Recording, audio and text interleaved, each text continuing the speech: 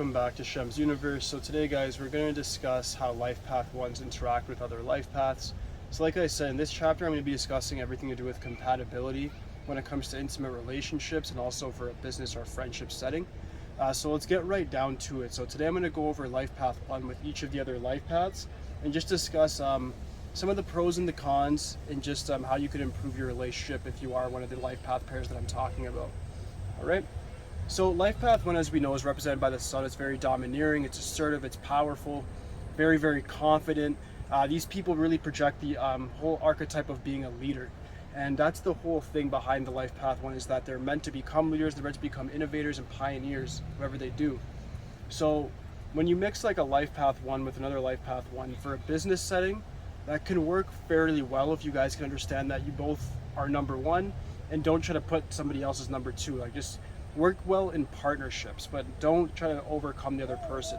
Life path one's polarities with each other usually end up becoming negative just because they have such a strong energy towards one another that it ends up going kind of backwards, if you will. Like, they don't end up getting anything productive done, even though they're both very, I guess you would say, productivity oriented. But it's sticky there. Life path one with life path one could be sticky. For intimate relationships, it's kind of a no-go. They both just want to be in charge, a bit too bossy. Same thing with the business advice. You just got to make sure that you are understanding your partner's needs, and then you can go from there in regards to negotiating and so forth. Life path one with life path two is like polar opposites. So you get, this is actually a pretty good one. A life path one is all about being dominant. Life path two is about being a helper. So in a relationship setting, it works really well, especially if the life path one is a man and life path two is a woman. It can work the other way as well, but that's the most, like, I guess you would say, common like meteor sort of family in that sense. You also have, if they're friendships or in business, life path one with two can work well from a managerial employee base, or it can work well if you guys are both in charge as well. But the one will be a lot better when it comes to decision making and being confident in the vision, whereas the two may more so lack that confidence but have good intuition and good empathy towards different things that the one may lack. All right. Moving on, next we have life path one with three. This is one of the best combinations. So life path one with life path three are like one of those things you would call like a match made in heaven. So they are very, very good together. They do work well just because the life path three is a very creative, energetic person, not that sensitive and very stress resilient. So with Jupiter, with the sun, that the three is represented by, it works very, very well for both relationships. It's A1. I have no real advice. You guys just do your thing. And also when it comes to friendships and business, works very well, especially in show business, anything to do with the arts, where the one can actually help the three amplify their vision. It works very, very well. Life path one with number four. This one could be quite interesting. We have the life path four, which is very much about like detail orientation, being pragmatic, kind of being a little bit cold, maybe had a bad upbringing. And then life path one, who just believes in pushing through. So life path one will tell the four something along the lines of, well, you had a bad life, so did I ran through it. What did you do? And they have that sort of mindset where they're very bossy, they're very confident within themselves. This can be a bit of a volatile sort of relationship. In an intimate relation, it would be work better if the life path four was a woman, life path one was a man, for that regular sort of relationship. If that's not the case, then it's the other way around. The woman can definitely really support the man who's a life path four in actually realizing his real dream, just because life path ones are always able to see a broader picture, that the center of the universe, they really look at it in that way. And they can actually help a four really actually realize their full potential, whether that's a man or a woman. When it comes to friendships, I'd say the same thing. The one will actually force the four to become a better version of themselves, and the four will force the one to actually look at smaller, minuscule details. That's going to make their vision that much more better. Next one is life path one with five. Life path one with five is very, very good. So it's 3 and 5 and 6 are going to be the best ones. I'll warn you guys from now. 1 and 5 work well because the 1 is so goal-oriented and the 5 is so freedom-loving. So it kind of balances out those polarities. Mercury's the fastest moving planet going around the sun. And then you get the sun that's very, very all about being strong, the kingmaker, very powerful. So when you mix these two energies, you get somebody who will help the one really like let loose, whether they be a man or a woman in a friendship or intimate relationship. The 5 will be more of like the therapy in their life, the healing energy. Just because the 5 is so much able to be stress resilient and not really take life too seriously, that they'll end up cheering the 1 up when they get disheartened from their goals.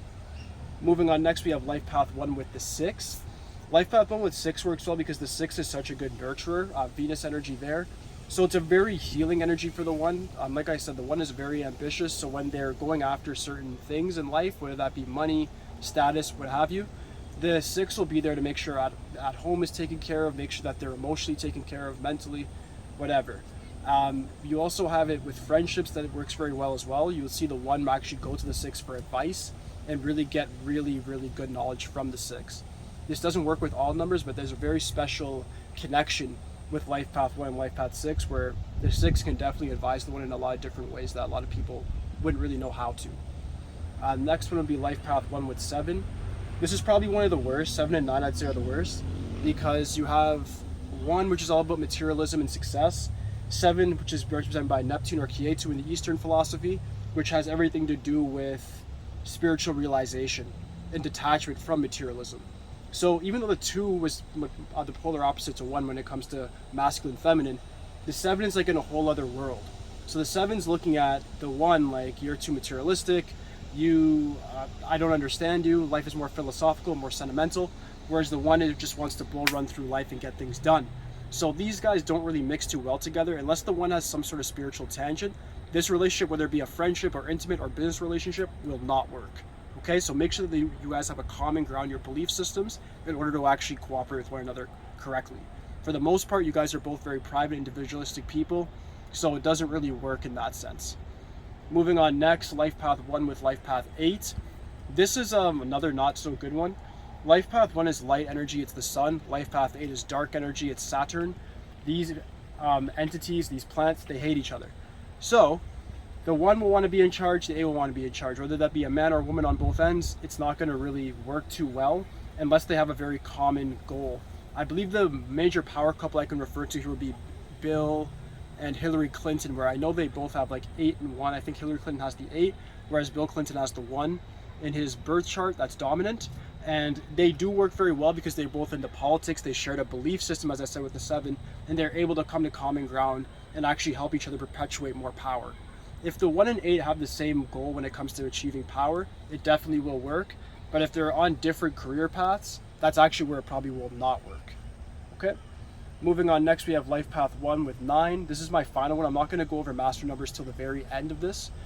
So life path 1 with 9 is very hostile. Sun for 1, Mars is fire with 9. So you have the warrior ideological person who wants to incorporate themselves and be in the 1's life, and the 1 wants to pretty much push the 9 to just run people over and forget their ideology. So this is like war with somebody who's already about war, and it's just 2 fire energies that don't really work too well together. The 9 is somebody who already has a natural aura of being in command, of being assertive.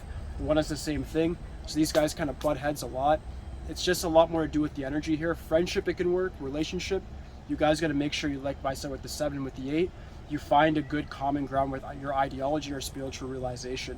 If those things aren't intertwined with each other, the intimate relation will not work and you guys will go your separate ways. But that does conclude my compatibility video for life path number 1. If you guys do have any questions regarding this, need any more details, please let me know in the comments. Aside from that, guys, like, subscribe.